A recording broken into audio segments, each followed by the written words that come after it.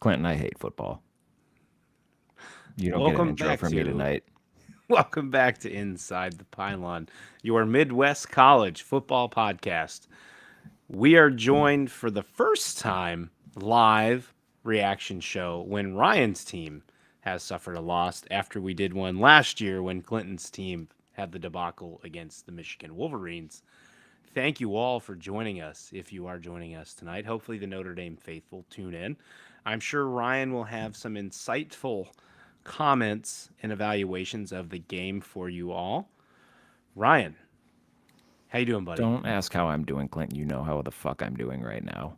I'm half drunk. My heart rate has been at 130 for 4.5 hours. I've been sweating profusely since 7:30 p.m. in my basement, which has no ventilation unless the fan is running, which I'm not sure why I turned the fan off and never turned it back on and didn't put two and two together on that. But other than that, I'm just fucking great, man. How are you?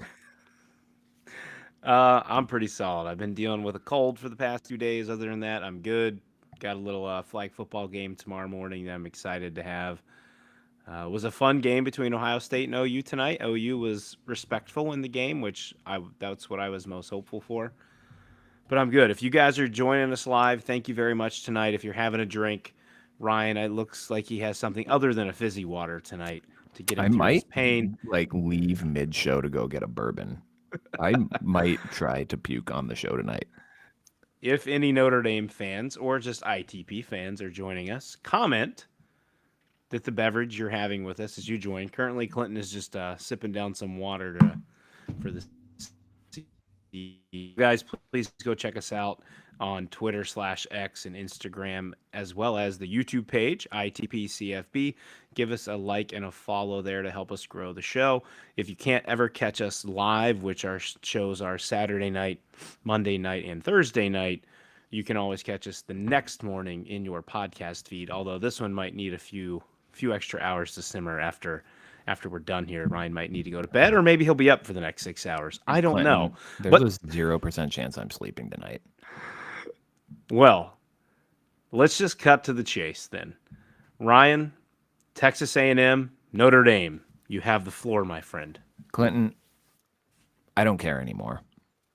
I've truly reached apathy with this team, with this defense, with Chris Ash, with everything. I just don't care. I don't care. That's all.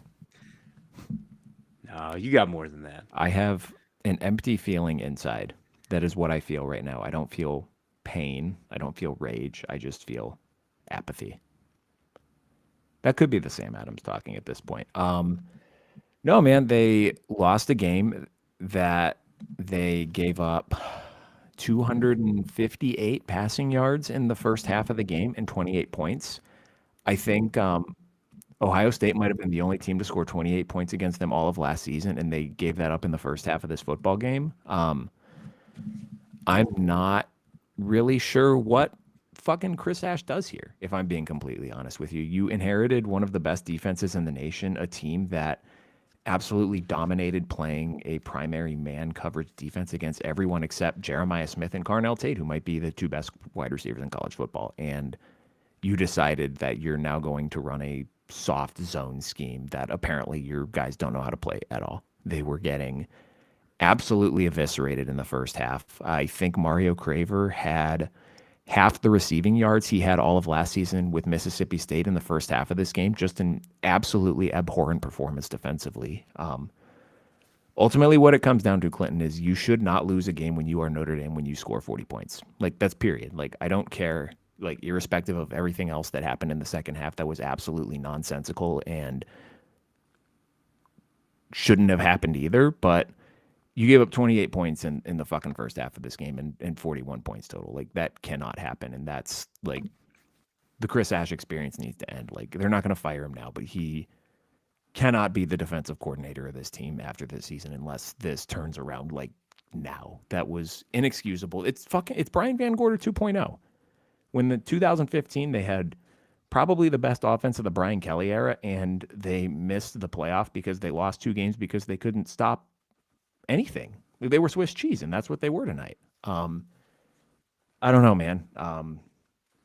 It was pitiful. It was a pitiful defensive performance. They tightened down in the second half because they shockingly decided to start playing man coverage. And fucking whoop-de-doo, look at that. You started stopping them. Like, surprise, surprise. You have guys who can play man who can't play zone. Why are you still trying to call a zone defense? I think talking preseason about this team, the biggest concern I had was the interior of the defensive line. And that's kind of proven true through 2 weeks. They get no pass rush from that. It felt like every time Le'Veon Moss ran the ball, he was falling forward and getting 4 yards. I mean, they did a good enough job not letting him break free. But again, there was no push from the interior of that line. They got no pass rush at all in this game. And ultimately, we are talking right now and we're not watching overtime because your fucking third string quarterback dropped the snap and they missed an extra point. That's it. That's it. That's all I got. All right. Unless there's somewhere else you want to direct this conversation. No, we have a fun couple comments on there. I know you control the power to put them on the screen. Oh, yeah, here we go. I'll put this one. I'm going to leave this on for the rest of the fucking show. Hold on.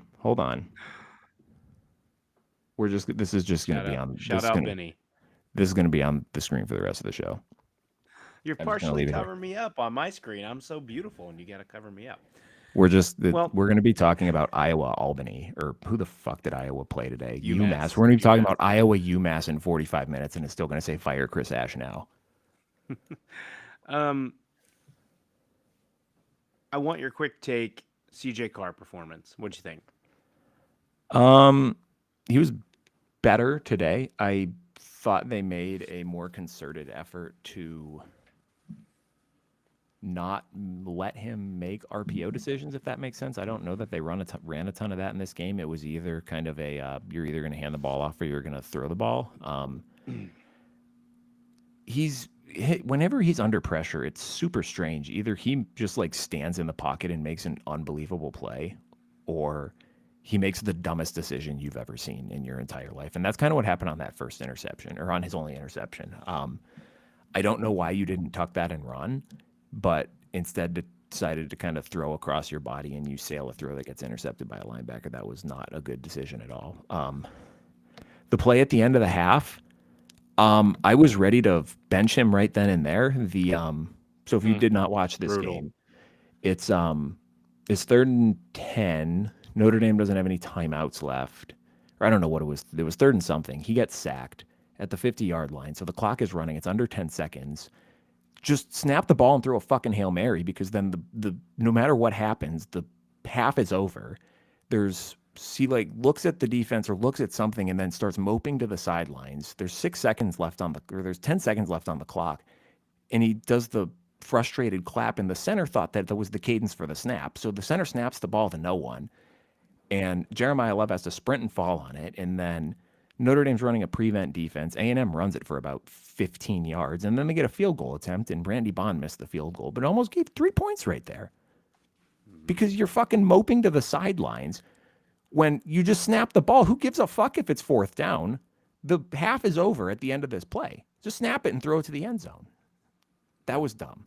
That was an absolutely boneheaded decision, but that's, I guess, what happens when you have a redshirt freshman. He made, I don't know, from my perspective here, being the neutral observer to the game, he made some really nice throws. I agree. In some good windows tonight. So again, when you're the fan of the team that loses, it's really hard. Clinton, it was not to sit and try to look at the future, but I think there was very few bad things on offense tonight. The Wildcat gave the ball to Love more. The Wildcat needs to go away. There needs to be a playoff of it. There needs to be like a pass playoff. A pass, because I don't know if it's just like a Mike Denbrock perversion where the guy who gets the snap from your center needs to run the ball 10 times a game. But that was the RPO screen in this game for him, was just motion CJ Carr into the slot and then either Price or Love runs the ball. It was fucking ridiculous. I don't understand what they were doing with that at all. But well, the one that they got stopped on, I'm sitting here and you and I know football to an extent, right? But not anywhere close that these people do. And I'm sitting here and I knew exactly where he was going with the ball. And CJ Carr doesn't touch anybody, and that's one of the guys that break the play up. I'm like, if you're going to motion him out there, he has to at least make an effort to get in the way, or he gets a free streamline right to the running back. And I'm like, my God, you made that so obvious of what you're going to do because you already did it earlier in the drive and didn't Mm-hmm. get anything with it. Mm-hmm. So a little bit mind-boggling there. They obviously ran it again and got that key conversion late.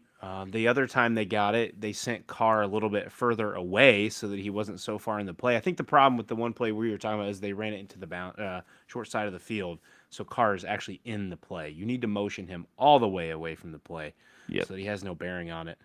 But I totally agree. You've got to have some pass or Love does a handoff and a jet sweep or something to it Yeah. to That can't be the only. There has to be offset the a. play. Yeah.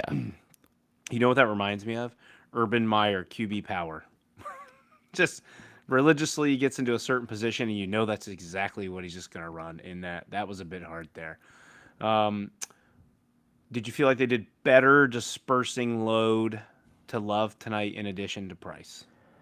Yeah. My hot take is that Price was better than Love tonight for I agree. I was waiting 98% to of the ask you game. about that. Yeah. Um, he was like the knock on Price in the past has been like he just tries to like head fake, stutter step to the line and break everything outside. I think he's gotten a lot better like attacking the line of scrimmage and going between the tackles and then breaking it outside. He felt a lot quicker and more decisive with that today. And Love got better as the game went on, and I think they were wearing down that Texas A&M defense. It also helped that I don't think Scooby Williams came back into the game. Their starting middle linebacker.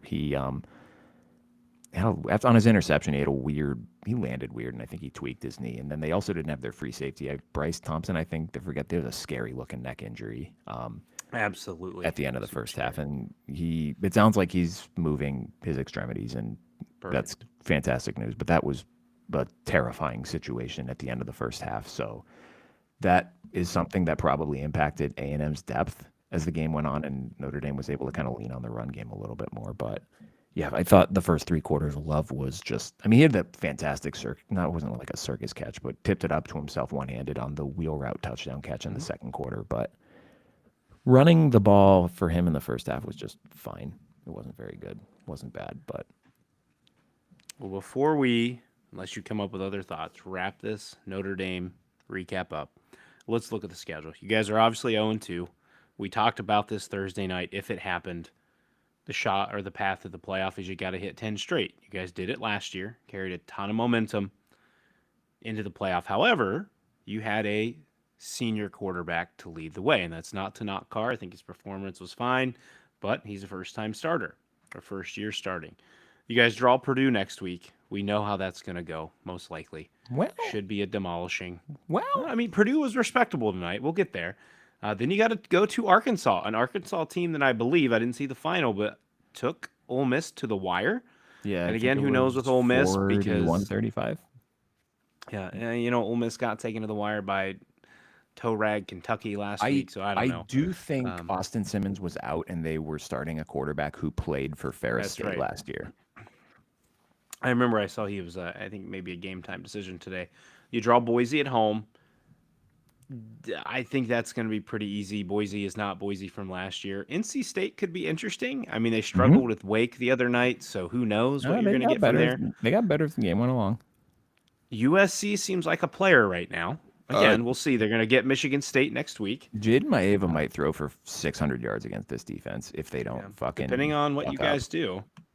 You got to go to BC, get Navy at home. That should be a win. Pitt just got beat by a clowning West Virginia Also, team tonight. a That is no threat. a BC team that's in a dogfight with Stanford right now at halftime. Yeah. And then you get Syracuse, Steve Angeli revenge game, and then you go to Stanford. So it's all there for the taking. Just 10 straight's a lot to do. In the college game, it's a hell of a lot more feasible than the NFL game. But it's there for the taking. We'll see if this team can make the run and the push they need to get to the playoffs. Ryan, if you had to give them a percent chance right now that they make the playoff, what would it be? 0.3? Really? Yeah. Are you talking like you're not going to bump that, make that 30%? You're literally saying 3%. No, I'm saying 0.3%. Oh, God. Okay. Oh. All right. I think I give you guys more of a shot than that. I'll give you like a 15% chance. It's double. There's two prongs to this, right? Like Your ceiling is now 10-2.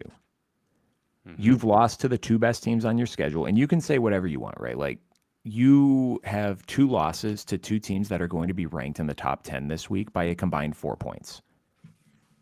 You're still probably a pretty good team, but you don't have anything left on your schedule that would even remotely resemble like a high watermark win unless USC or NC State or somebody else like really, really breaks out this year. And maybe USC could, and maybe if we're sitting here in November and Notre Dame is, 8-2 and USC is, 8-2, 9-1, and that only loss or one of their only losses to Notre Dame, then maybe we're sitting here saying like, okay, Notre Dame has two losses. And the other part of that too is you need A&M to not shit the bed. Like if A&M goes 8-4 again, then all bets are kind of off with that. You need Miami to not shit the bed again. And they look pretty good against USF tonight. And all of a sudden, Florida doesn't look super scary. G5 stunner. Yeah. Oh my They God. beat Yeah, them pretty Florida. good. And then Florida doesn't look super terrifying next week either. So, I mean, that's certainly feasible. Like, there's still, like, you can still make an argument that they have all their goals in front of them, but the combination of losing the two toughest games on your schedule, as close as the games were, as toss-up-y as they were, and then needing to win 10 straight with that defense. Like, this isn't like last year's defense where it's like, okay, this is a underwhelming schedule. I have confidence that this defense is bare minimum going to keep them in the game every time. I have no fucking idea what this defense is going to look like on a game-by-game basis. Like, we could be sitting here next week and you could tell me that Ryan Brown accounted for 350 total yards against them. I'd be like, yeah, that probably sounds about right. They suck. Their scheme is terrible. They have good fucking players on this defense, Clinton. They were one of the best defenses in college football last year. They lost Xavier Watson, Jack Kaiser, a second-round pick and a fourth-round pick.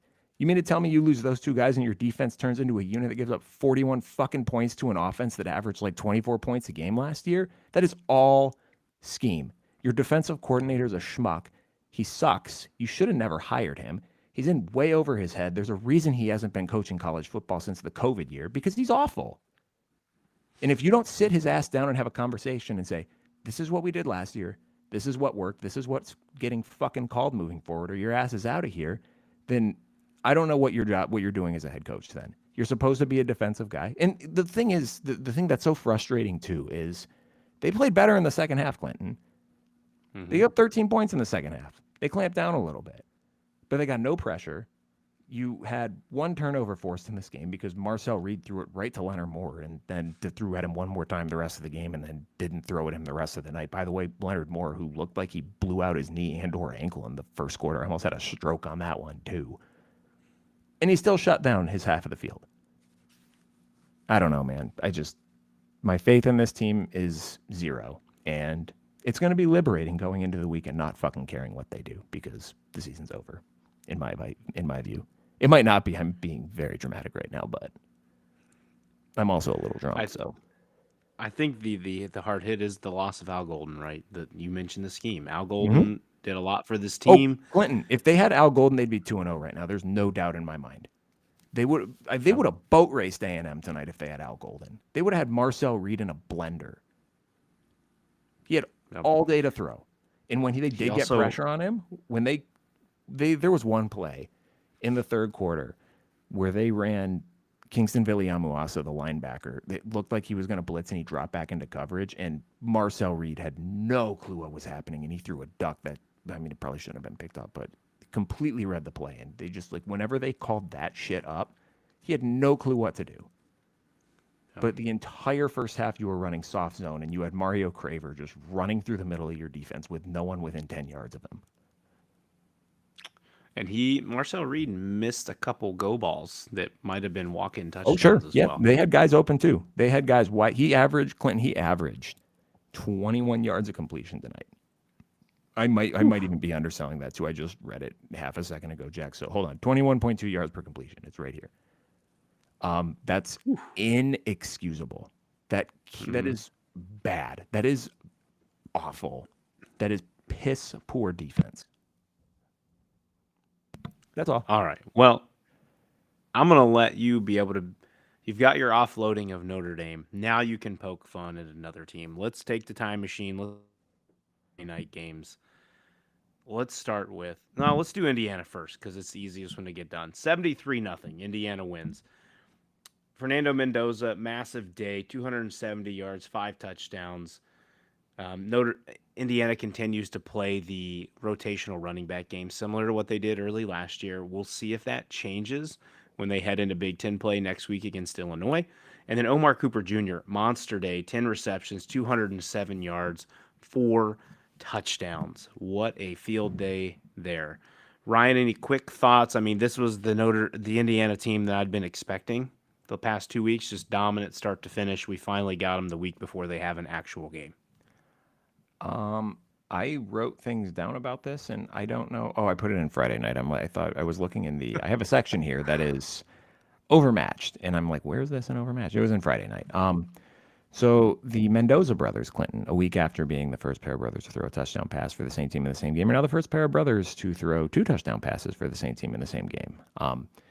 I think we both thought this was going to get ugly, and it did not disappoint. Sig looked like he was really trying to cover the spread by halftime. They got pretty close. Not counting the end of half play where I don't know if Indiana kneeled down, but they scored on 11 of their 12 drives, just pure domination throughout the course of this game. Whereas last week it looked like, and maybe the pass game, I don't remember a ton about how last week played out. Maybe they tried to work on the pass a little early and then settled on the run. It seemed they were more willing to do that early in this game with Mendoza, perhaps trying to maybe hammer down some of that chemistry. And I mean, you touched on Omar Cooper. If he's going to emerge as a legitimate number 2 threat next to Elijah Surratt, that's going to make Indiana's pass attack much more dangerous when they get into Big Ten play. They had 16 tackles for a loss as a team in this game, which, I mean, Indiana State's not very good, but that's still very impressive as the defense, and 5 sacks. Good game for Indiana. To the other Big Ten team who is trending in the other Big Ten team that played Friday night, trending in the opposite direction, the UCLA Bruins, who may just be lifeless at this point. I have 3 questions here, Ryan, and that's kind of my recap, and you can just answer them, and then we could move on. 1, is UCLA not only the worst Big Ten team, but maybe the worst Power 4 team? 2, was Nico the one holding Tennessee back? And 3, should we just cut the cord now and send Deshaun Foster packing? I did see something on Twitter, and then I clicked on the account and it had 600 followers. I'm like, oh, this probably isn't real. It said, I can confirm Deshaun Foster has been fired. I'm like, well, that makes sense. And then I clicked on the account and I'm like, oh, he probably hasn't been. I don't know. Well, I know why I stayed up to watch this game, because I was really hoping for a Javian Thomas touchdown because it would have made me a happy person. But I'm going to guess you didn't get it. no, I did not. It got to a point in the midway through the fourth quarter. I think it was after Nico's interception where I'm like, I'm going to bed. I don't need to watch this right now. Their defense is not good at all. And I don't know that. I don't think it's fair to say this is entirely an ego problem, but I think I texted you at some point. I probably put it up on our Twitter at some point midday on this. How he has been this year compared, well, I wouldn't say how he's been this year again. I don't think that's a fair comparison because I don't really think he has a lot of help, but just like looking at Tennessee in a vacuum and what they did offensively last year compared to what they are doing now and what they did today against the Georgia defense, are we sure he's good?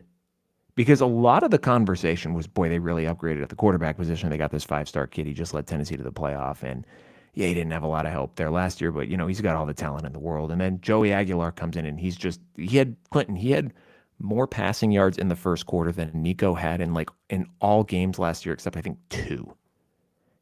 That's insane. Nico threw 3 touchdowns or more, I think, in 3 games last year. It was Chattanooga, Kentucky, and Vandy, maybe? Or no, it was UTEP, Vandy, and Chattanooga. Those are the only games he threw 3+ touchdown passes, and Joey Aguilar hit that in the first quarter. And unfortunately, Tennessee still couldn't get the job done against Georgia, and Georgia finds some way to be slippery and get out of every loss they deserve to have, and it's amazing. Thank God Notre Dame handed them a loss in last year's playoff. That's it for me on New Mexico, UCLA. You want to move up? I know you have little segments for this, so if you want to lead into anything now on your Saturday. Now that I've gotten all of that out of my system, let's kind of talk about the P4 on P4 crime in this weekend, because there was a couple. One game going on right now, which for some reason I don't have on my quad box. That's on me. 10-7, Cal is up at the half. Cool. We had Alabama 38, Wisconsin 14 in this one. I think, Clinton, this game probably went about how we expected. There was, I thought Wisconsin, well, I don't know that I thought Wisconsin's defense would play better than they did in this game, but there was just not a lot of resistance. They got that turnover on downs on the first drive of the game, and I thought, okay, maybe they're going to hang in this. And then the very first play after that, Danny O'Neill threw just an awful Right. interception. Awful interception, just kind of like lobbed it into double coverage. And I probably could have caught that ball, which is saying something. And then Alabama ripped off 5 consecutive touchdown drives, during which Wisconsin's only score was Vinny Anthony scoring on a kick return touchdown. I don't know that Danny O'Neill was sacked 4 times in this game. He wasn't particularly protected well. He threw 2 interceptions, including, the game was probably over by this point anyway, but it was late in the third quarter. It was 35-14, and they were deep in Bama territory. Not that you're going to score there and make it a game, but disappointing in that one. And then there was kind of a question on would they cover this at some point, because they got a garbage time touchdown, a 41-yard pass to Jaden Ballard. It was actually a pretty good throw. But man, they did not run the ball well. I know sack yardage is going to skew this a little bit, but as a team, 34 carries, 92 yards. And only 22 of those, Danny O'Neill had, again, sacks, the 4 sacks count in his rush total, but he had 12 rushes, I think, for like 10 yards in this game. So not running the ball particularly well. And honestly, Clinton, I'm not really sure what the issue with this offense is, because they have athletes at wide receiver, and we saw that with the Vinny Anthony kick return. Like, that dude is fast. He can move. How can you not figure out a way to get him the ball in space and let him make plays with the ball in his hands? Well, good news, Ryan. Wisconsin, we talked about the deficiency in the run game in our keys. They did have the leading rusher in this game. Dupree had 7 carries for 26 yards. That does not speak well for Alabama either. No, I was going to say Alabama did not particularly run the ball. No. At either. I think that's what, Bama's waiting through this next bye week to get Jam Miller back so that they can start to lean on him. I had 7 small pieces here to go with this game. Bama absolutely overpowered them. If you look at the yardage, 459 to 209. Bama had 12.7 yards per pass compared to 6.9 for Wisconsin. A lot of those went to superstar Ryan Williams, 5 receptions, 105 yards, 2 touchdowns.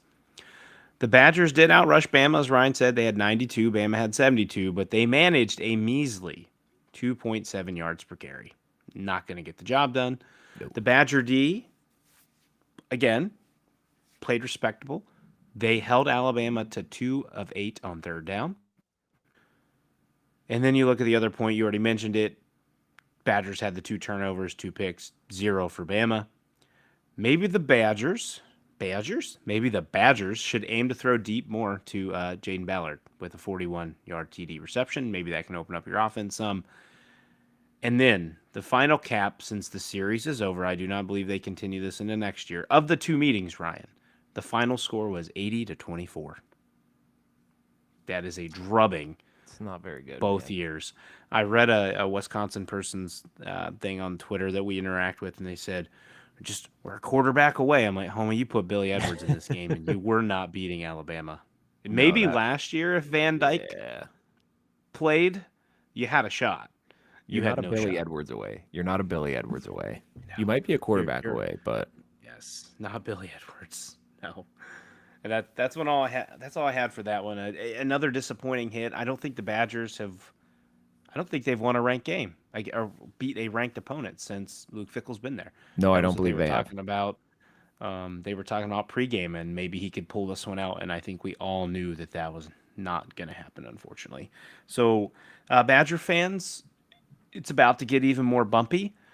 Maybe play spoiler. Other than that, what Rajiv told us from Believe in Badgers is look forward to 2026. Yeah, Clinton, I'm looking forward to 2026 as well. So misery loves company, I guess. Also, in the initiation of Big Ten play in this one, oh my God, Clinton, this game, I was so mad watching this game.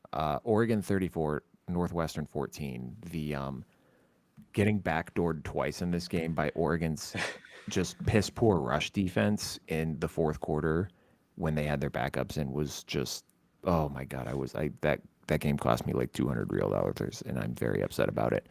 So the stat, I think this is kind of one of those games where like if you just kind of scoreboard watch this, you would think not really a whole lot of it. Be like, oh, okay, just a couple garbage time touchdowns. But Northwestern actually moved the ball pretty well in this game. They got into Oregon territory on their first drive. Brother, man, you said it during the Tulane game. Preston Stone is not it. He killed them in this game. So you're moving the ball well in your first drive. He throws an interception. The second drive, again, you're moving the ball well. You get it to about midfield. They had an 18-yard loss on a play when Preston Stone fumbled it off of his own ass. He wound up to throw the ball, and the ball hit his thigh, and it went backwards, and he scrambled to pick it up for an 18-yard loss again, and that killed that drive. They had a 12-play drive in the second half. I don't remember if it was right out of the half or not, but they were down 17-0 at this point. It ended with a turnover on downs at the Oregon 34, one play after Preston Stone was sacked on 3rd and 1. And then the following drive, they were moving at 6 plays, 43 yards before he threw another interception. So Oregon's, the stats weren't overwhelming, but I think there was some concerning things in the middle of that Oregon defense in this one. They were letting Northwestern kind of push them around. Kind of like watching this Notre Dame game tonight. The rushing stats won't blow you away, but it felt like more often than not, Northwestern was falling forward and getting 3, 4, 5 yards on each play, and Oregon was not getting very good push. Dante Moore still looks good, but I don't know how long Oregon continue to do this by committee thing with their skill position guys, because they really have not had like that one go-to guy step up this year. And with the schedule they've played, you don't need it. But when you get into a dogfight against Indiana or Penn State and it's 3rd and 8 and you need someone to make a play, it would be nice to have that established. Absolutely. Another 8 players with a carry this week for Oregon. Mekhi Hughes. We're going to do a Mekhi Hughes tracker each week. Oh my gosh. 1 carry, 5 yards. Ryan's poor first-round pick is not as is worse than mine because he puts up no stats, but Cade Klubnik not doing much better for me. The Ducks are pretty efficient, at least in this game, from the standpoint of penalties. They had none. Let's see. Yeah, Preston Stone I had. The clock struck midnight again. He turned back into a pumpkin after 1 week of looking somewhat decent. 2 more interceptions. Ryan, he's up to 3 TDs and 4 picks on the season with a QBR of, drumroll, 21.4. God awful. If it wasn't for it's either Deshaun or Deshaun Reader, he popped that big TD late that you were alluding to that backdoored you twice. I'm gonna suggest, Ryan, if you're gonna get backdoored, you might need a little lube there so it doesn't hurt so bad. I also thought that I hit one of my Notre Dame parlays, and then I realized that I missed it by one Jordan Faison catch. So just bad night for me. Yeah, and we're gonna get to the Ducks' next opponent here shortly, but Oregon looks pretty well tuned to an extent for this match up with Penn State. And when we get to Penn State, I might have some other thoughts on that. But I agree with you. Penn State will be able to run the ball. They have 2 very good backs in Singleton and Allen, and Drew Aller has the ability to move some with his legs. If Oregon can't get the point of attack figured out, could maybe be a long, although it'll be a quick night because the clock will continue to run if Penn State attacks on the ground. Yeah, we'll talk about them in a little bit, but I do have some. Sonny! Here we go. Sorry, Benny, we're taking the Chris Ash hate off the live stream. They do look good. They do look good. The Illini look good. We'll get to them here in a little bit. Sorry, Sonny, I didn't watch any Illinois tonight. I was too busy hate watching my own football team. Sonny, my brother, if you're available Monday night, we'd love to have you to help preview this Illinois-Indiana game. It would be special for the people. Shoot us a DM. We can link it up if you're free. And again, congratulations on the big deal. I misspoke. I said it was in the message I sent him is with On3, not 24/7 Sports. My bad. But congratulations to Sonny. We're putting Fire Chris Ash on. Clinton, my night was so bad.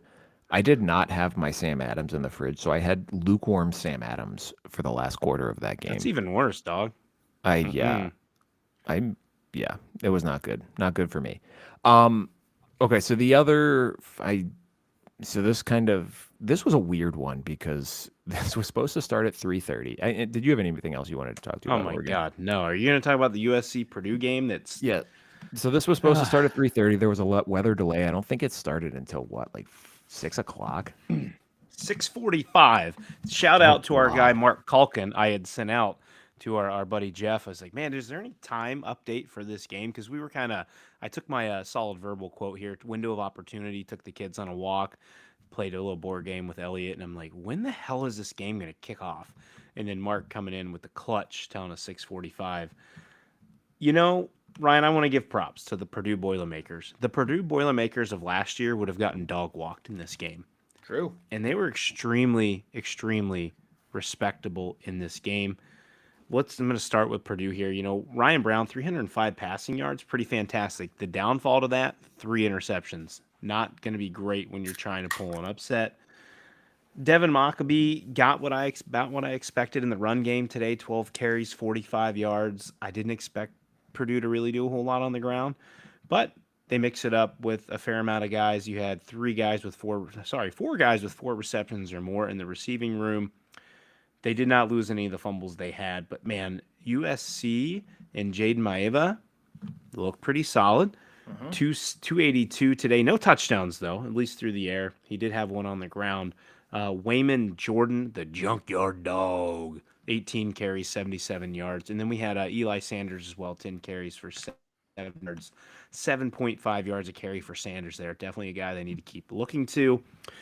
Jacoby Lane and Makai Lemon did Jacoby Lane and Makai Lemon things. Lane finished 3 with 115. Makai Lemon 5 for 63. And my boy Tate, a.k.a. Luke McCray, 3 receptions, 67 yards in this. Trojans look solid. When I was able to tune into this, because the Buckeyes were on and so was Notre Dame, still look like some tackling issues to me. And that's, again, something we brought up in our preview episode was they've got to figure this out. They're going to play tougher teams than Purdue, and that goes next week, even though they get Michigan State at home. That's going to be a tough game for them if they cannot tackle, because Aiden Giles showed some ability with his legs today, and we'll get to that shortly. Ryan, your thoughts on this game?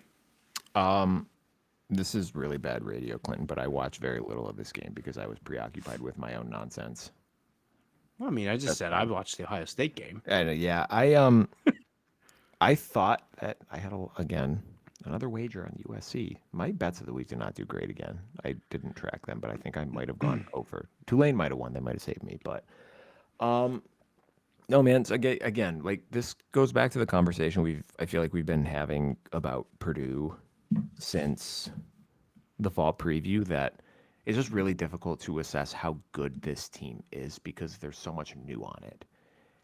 And they look good through 2 weeks. Again, it was not getting against very good competition, and they looked great against Indiana State last year. And I think we were both kind of like, oh, is Purdue going to be spunky this year? And then they went 0-11 to finish the year. So I think there was maybe a little bit of that in the back of my mind that, oh, well, we saw what Purdue did against bad teams, like really bad teams last year. Maybe we should pump the brakes a little bit. But I thought there was some good fight. And, oh, Clinton, if Notre Dame loses to Purdue next week, I might actually drive my car into the Huron River and unalive myself. That would be can you You're go gonna live need to for find that? no, you're gonna need to find a new co-host. Like I'll go live while I drive my car into the river, and you can watch my body lose life. There's an Eminem song that talks about that. I'll have to pull that up and clip it and attach it to your nosedive video. Oh, I thought you said an M&M's. I thought not the rapper, but like the candy. I'm No, like, Eminem, wait a minute. the rapper. The M&Ms were singing about suicide. That's not great. No, the So rapper. the other P4 versus P4 game we had is Cal Minnesota. This game's on right now. It is 10-7 in favor of Cal early in the third quarter. So we'll recap this a little bit on Monday's show, assuming that I'm still with us at this point. I'm gonna be hungover tomorrow, man. I haven't been hungover in a while. I opened another beer. I heard. I watched you go do it as I was talking. Also, what's our next one here? Bell's Oktoberfest is not as good as Sam Adams. That's my other hot take for the night. Let's move. I mean, I think we talked about all the good games, so let's talk about the bad games because there was a lot of them. Michigan 63, Central Michigan 3. The good thing for Michigan, Clinton, is they have some good MAC receivers. I did notice that about them in this game. If they ever wanted to kind of take a dabble into the Mid-American Conference, they have some guys that can probably get open there. the duality of the freshman quarterback, Clinton. I thought Bryce Underwood made some really good throws in this game, but he also had a mind-melting interception in this game where he like back foot lobbed a ball into triple coverage and the safety was sitting under it like a center fielder waiting on a pop fly. It was so bad. It was so bad. But the Michigan offense in this game, Clinton, if they actually like call plays like that moving forward, I think this could be a dangerous team because they actually utilize Bryce Underwood's legs. And I get it's Central Michigan. I get this isn't even a good MAC team, but he had 9 carries for 114 yards and 2 rushing touchdowns in this game. And that's on top of the rushing performance they got from Jordan Marshall and Justice Haynes, who combined for 24 carries, 156 yards, and 3 touchdowns on the ground. So I don't know how much to extrapolate from playing Central Michigan. I think they have a really good test next week in Nebraska, and that's going to be a very, very informative game for us in terms of both of these teams, I think, because I don't know that. I mean, we got a little bit of a taste on what Michigan's ceiling might be with the Oklahoma game last week, but I don't know that we have necessarily a good grasp on Nebraska, who, Cincinnati, who knows what Cincinnati is. They beat the crap out of Northwestern State this weekend. And then Nebraska themselves have played 2 pretty poor teams the last 2 weeks, and they've looked good. But that's going to be a very informative game, and I think it's going to help. It'll definitely help shape, the Big Ten season, for sure. Yeah, you took it right off my sheet here. Underwood dominated the box score. I had the standard Michigan offense is being punishing on the ground, combining those 3 yards, those 3 players and their yards in for the game. Michigan had 616 yards of offense in this game, Ryan, and then held Central Michigan to 139 yards. That is one hell of a discrepancy in total yardage. Again, bottom tier MAC team, maybe mid tier MAC team. We'll see how the season goes for them. But overall, impressive performance for Michigan. You took care of business the way that you should. Key note here, and I saw some talk about this yesterday, is Barnum played some defensive end today, and he ended up getting 2 sacks with that. So that is something to watch as we move forward, as that could be something big or key that Michigan maybe moves to full-time or utilizes in future games to cause some stress on quarterback they'll be facing next week and Patrick Mahomes Jr., Dylan Raiola. So it could be very interesting to keep our eyes on as we head into the next week. But overall, I was impressed with Michigan. You mentioned it, the life with a freshman quarterback. Underwood still missed some what we'd probably think is easier passes for someone who's more of a vet. They showed a stat early in the game. He's 65% completion percentage when in the pocket, 35% completion percentage out of the pocket. So Nebraska, you know what you need to do. Force him out of the pocket and make him move. Although, if he's going to utilize his legs, there comes a price with that as well. Yes, for sure. Well, let's just briefly touch on Nebraska real quick. They had 59 points today to Houston Christian 7. They were up 38-0 at halftime. Raiola was once again good against bad competition. He had 222 yards and 2 touchdowns. Dinky had 104 yards, receiving and a touchdown in the first half. Emmett Johnson was good again, and then shout out to freshman Quentin Ives. He had 85 yards and a touchdown in the second half, and again, I don't know that there's really a whole lot we're going to extrapolate. It sounds like they got out of the game healthy, and they are 3-0 heading into a big contest against Michigan last week. A big Big Ten opener for both squads. Yeah, we'll see what the revamped offensive line looks like for Nebraska. They get their first true test next week against Michigan's defensive line in their front 7. Can they continue to feature Emmett Johnson and pounding the rock? Wanted to also shout out Cortez Mills, 3 catches, 98 yards in this game, is in conjunction to Dane Keyes, 4 for 104 and 1 TD. And then the Nebraska black shirt defense. This game is at 3:30 next week. I thought it might sneak into a nighttime window, but it's 3:30 CBS. So what is that? Brad and Gary get to call a what is perceived to be a good matchup. They the Nebraska defense forced a fumble and returned it for a touchdown today. You don't get to see that very often. So, as Ryan said, there's not a whole lot you can take given the opponent, other than it, when you have an opponent like this, just kick their ass and move on. And that's exactly what Nebraska did. So again, to reiterate, guys, we got a huge collision next week with Indiana and Illinois, and then Nebraska and Michigan next week. Indiana, Illinois is your 7:30 game. on regular NBC, not the cock. And then you get before that Michigan, Nebraska, 3:30 CBS. So Big Ten's got some big games on the big stage next week. Yes, Clinton. Do we want to have the Penn State conversation right now? I'll give it to you right now. I Okay. have no faith in Penn State right now. I brought this up the past 2 weeks. You cannot continue to slow start. You were absolute ass in the first half. You were leading 13 to nothing until you got a touchdown literally with like 40 seconds left before halftime. What are they doing?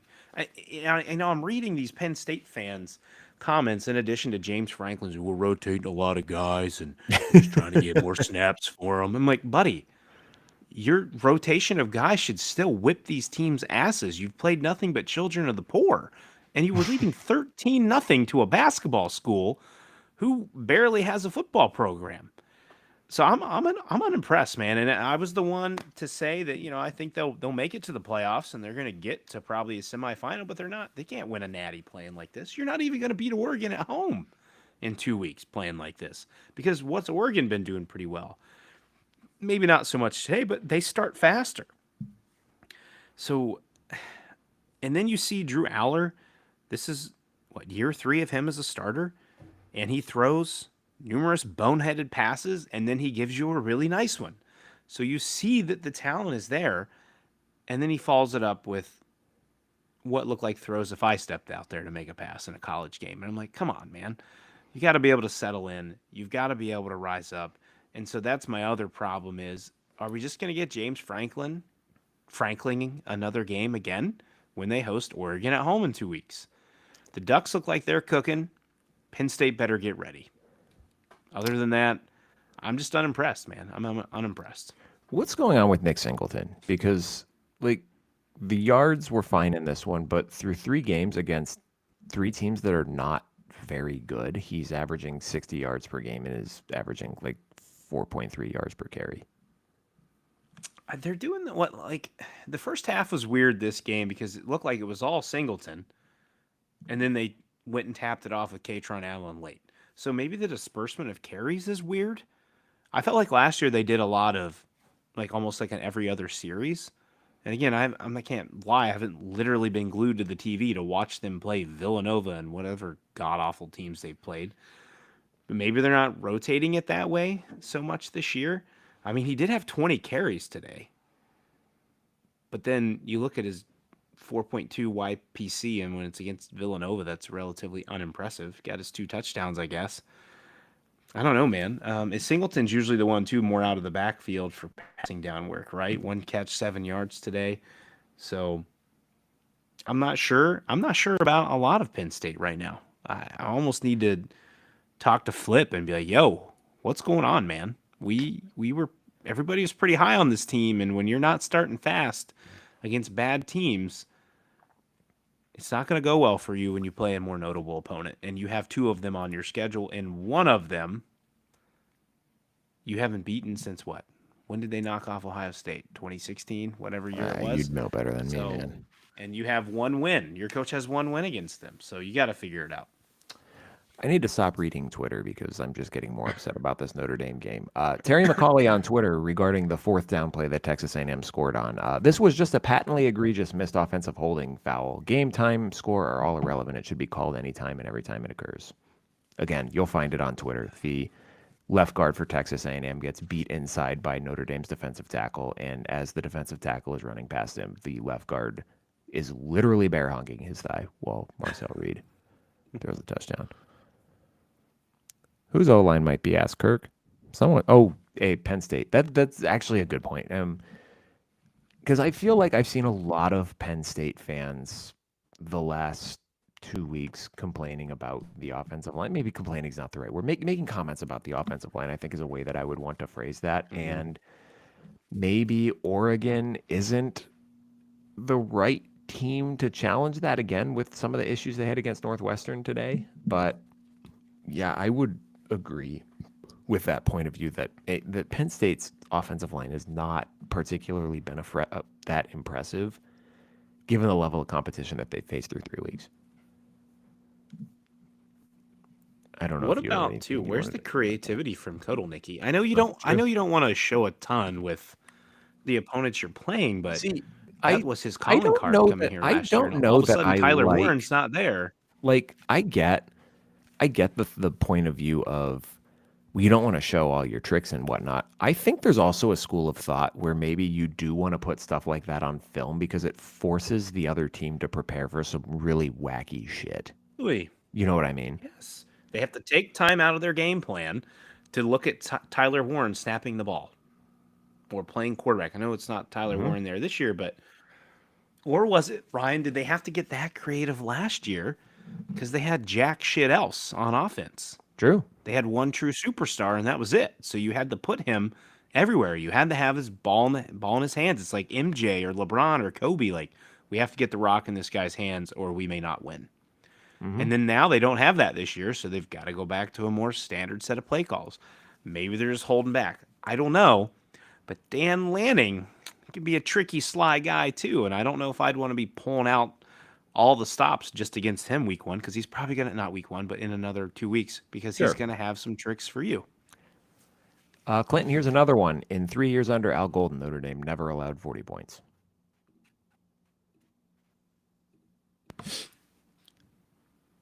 Hey, I'm just hoping the Bengals don't give up 40 points tomorrow. They did in week one. Al Golden, step in the right direction. All right, next game. Maryland 44, Towson 17. Malik Washington is very good. 16 to 22 in this one, 261 yards. He had a touchdown. He had an interception. Shalik Knotts appears to be emerging as a favored target for him. He had 79 yards and a touchdown. And also Octavian Smith hit the century mark out wide.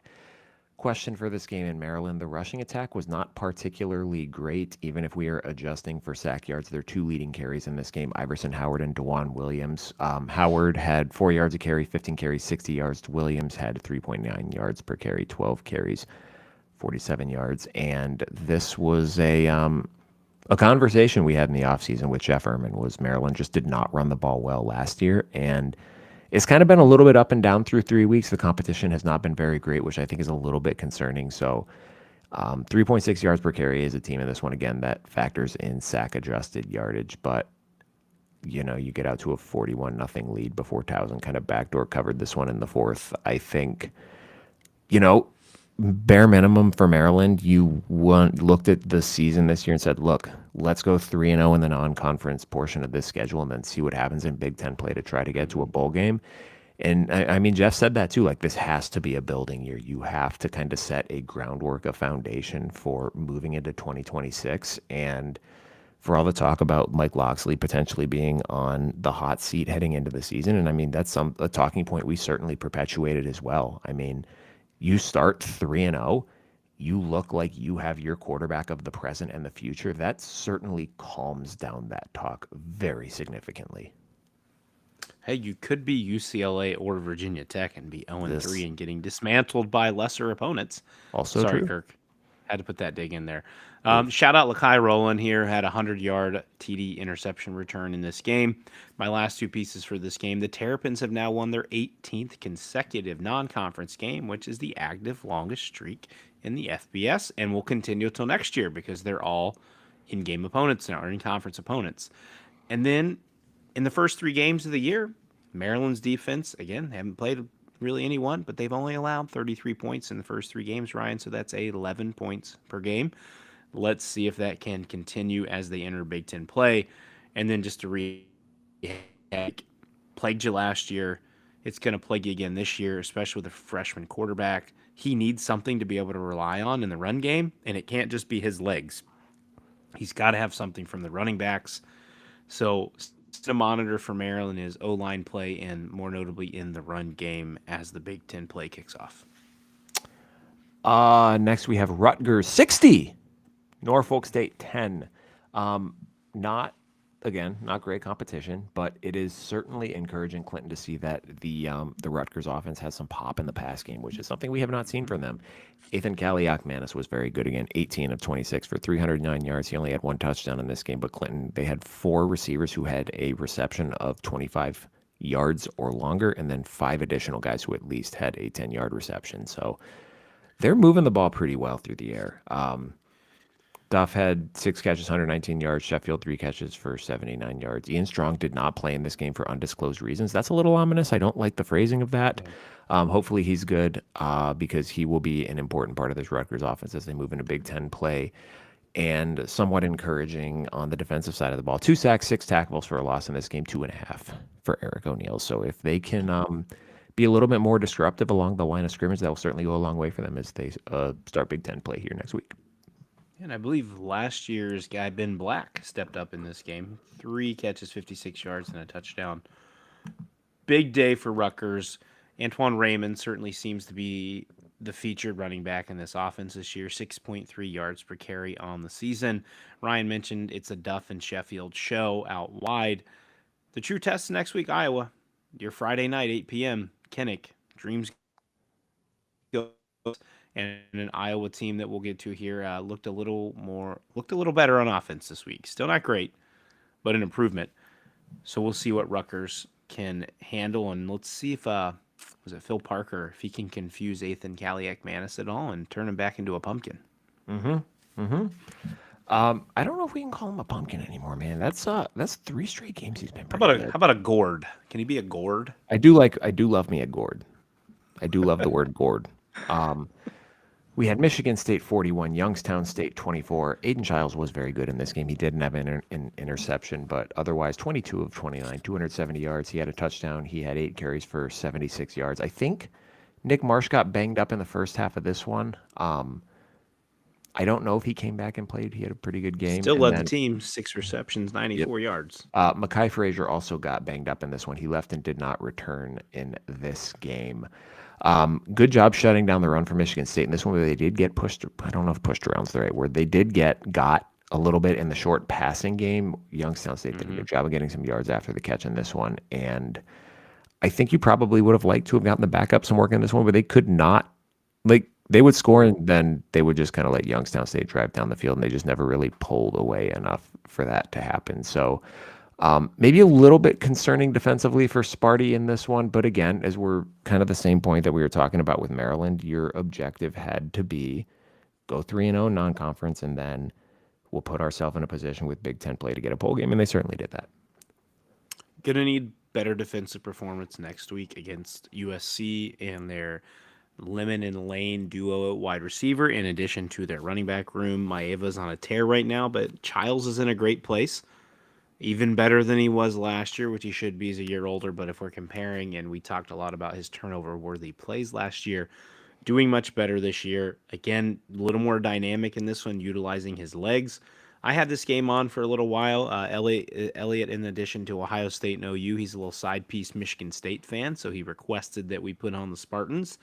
And Nice. I was tuned in, and you're right. Every time Michigan State would punch something, Youngstown State would come right down and punch them back. And I'm just like, Michigan State's going to win this.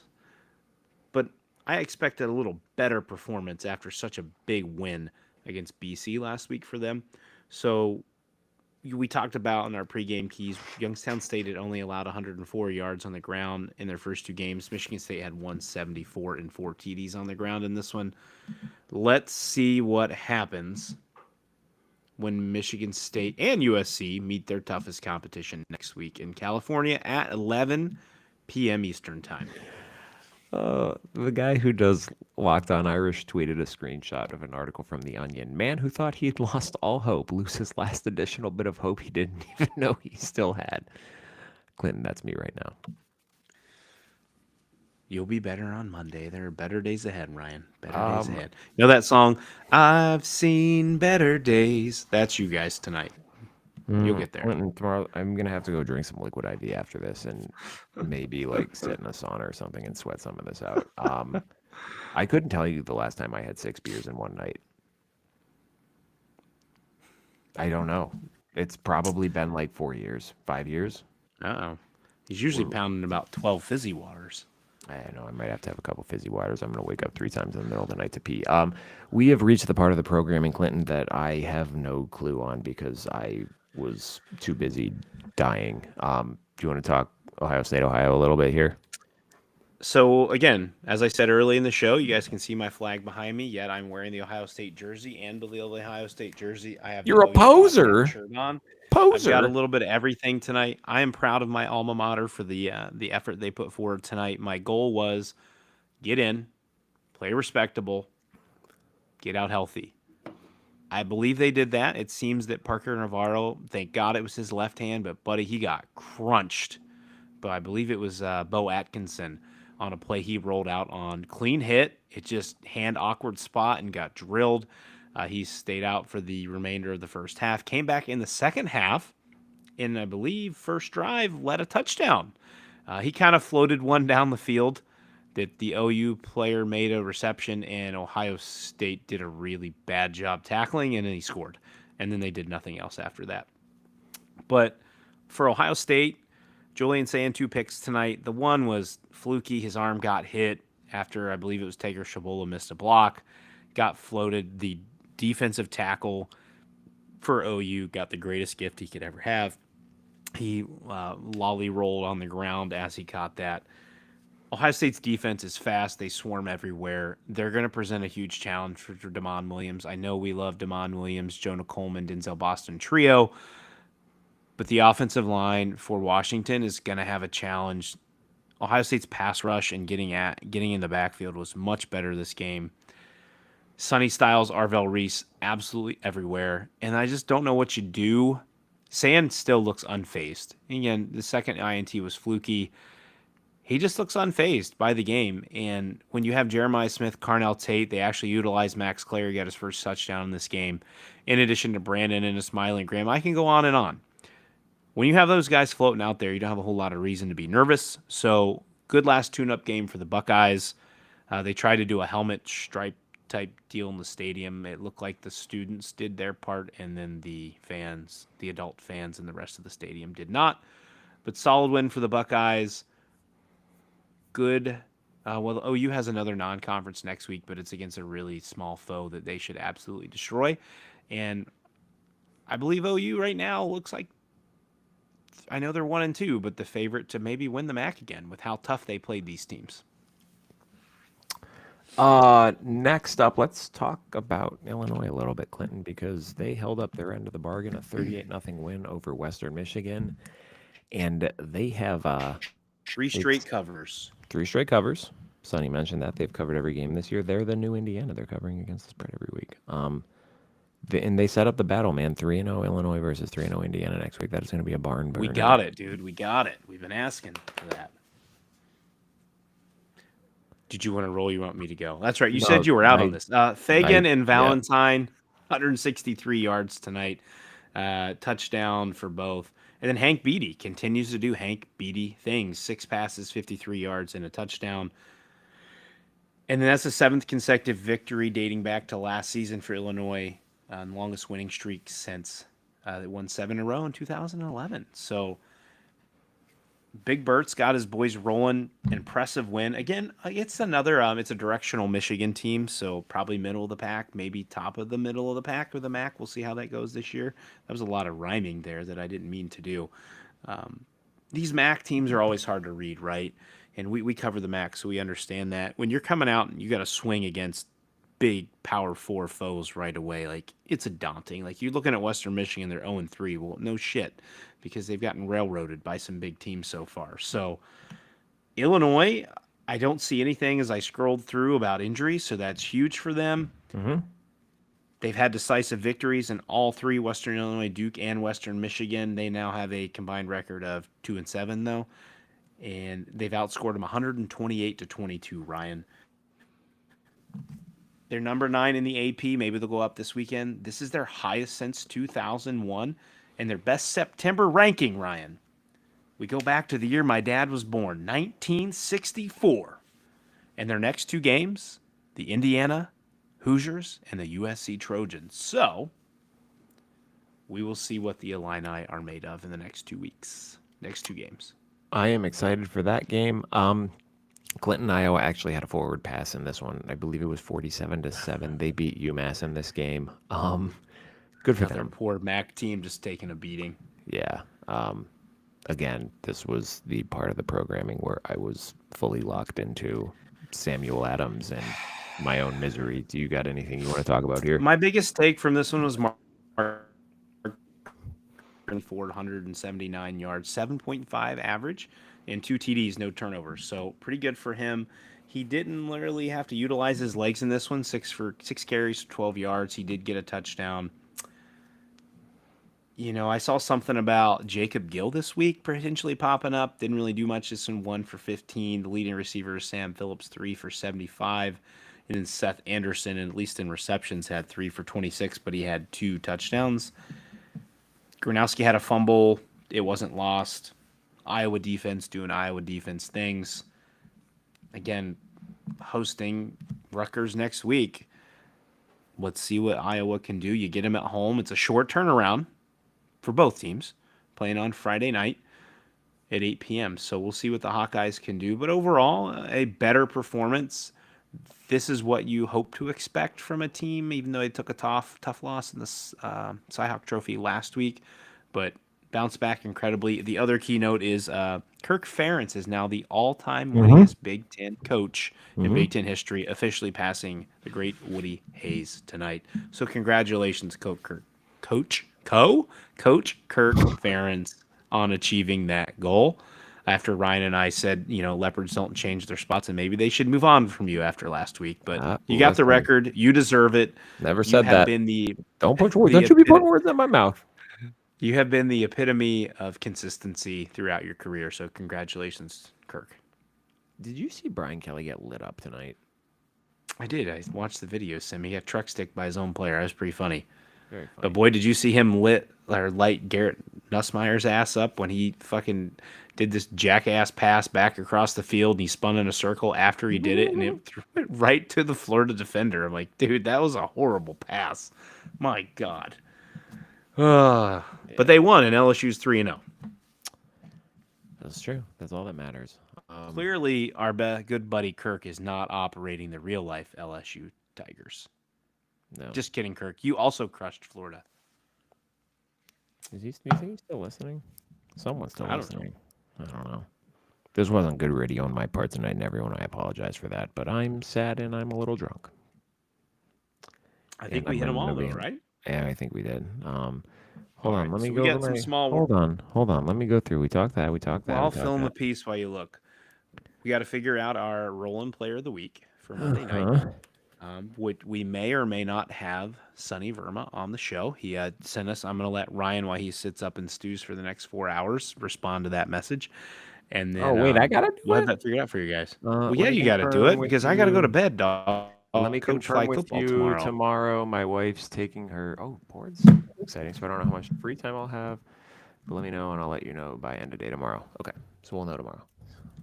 Yep. Good. If not, we'll have something good for you guys Monday night. The Roll-In Player of the Week, which has become a popular both on-air segment and the little graphic I make. And then maybe we'll have a little summary of how Ryan and I and our records are doing, how Ryan's bets did, and then we'll that was so bad this week. Talk to you about. Maybe we need to do a little.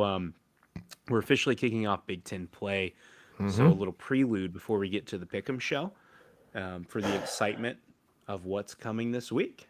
But Big Ten ball is officially here, guys, because we're the best conference, and we only play 3 out-of-conference games because we play 9 conference games. That includes UCLA, as bad as they are. I don't know why I bet on Boston College minus 14 because I knew they were going to come out and look like ass against Stanford playing an 11 o'clock body clock game. And you know what? I should have followed my intuition instead of saying, well, Stanford stinks. It's not going to happen. Boston College is losing by 7 to Stanford late in the fourth quarter. Stanford is terrible. They're so bad. Football, man.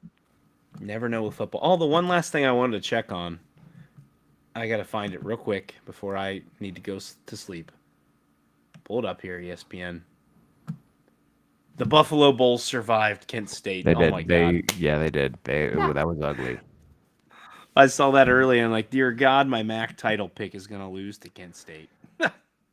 We did not pick the Rutgers game. There was no spread for that when that came out. That's sad. I think we probably would have went with whatever that was. So we'll get a freebie for each one on those. Oh, well, I'm just going to leave it blank, bud. Well, you got me on A&M, you fucking bastard. You bastard. I can tell you what our picks for the week were here in a second. We did good on the first ones. or at least I did. Kirk, ACC is just a collection of ass. Playboy House Conference. That's true. Let's see. Ryan, 1, 2, 3, 4, 5, 6 and 2, 6 and 3, 6 and 4, 6 and 5, 7 and 5, 8 and 5. 8 and 6 for you boys so far. For Clinton, 1 and 2, 2, 3, 4 and 2, 4 and 3, 4 and 4, 4 and 5, 4 and 6, 4 and 7, 5 and 7, 6 and 7, 7 and 7 for Clinton. Not great, bud. Not great. Yeah, ACAC is just a collection of ass. Clemson, your national title pick, Clinton. Not doing so hot. You're muted, homie. I can't hear you. I did have Georgia Tech in the playoff. That's true. All right. Well, I had Notre Dame going 11-1, so I'm a fucking idiot. So we're just going to go to bed now.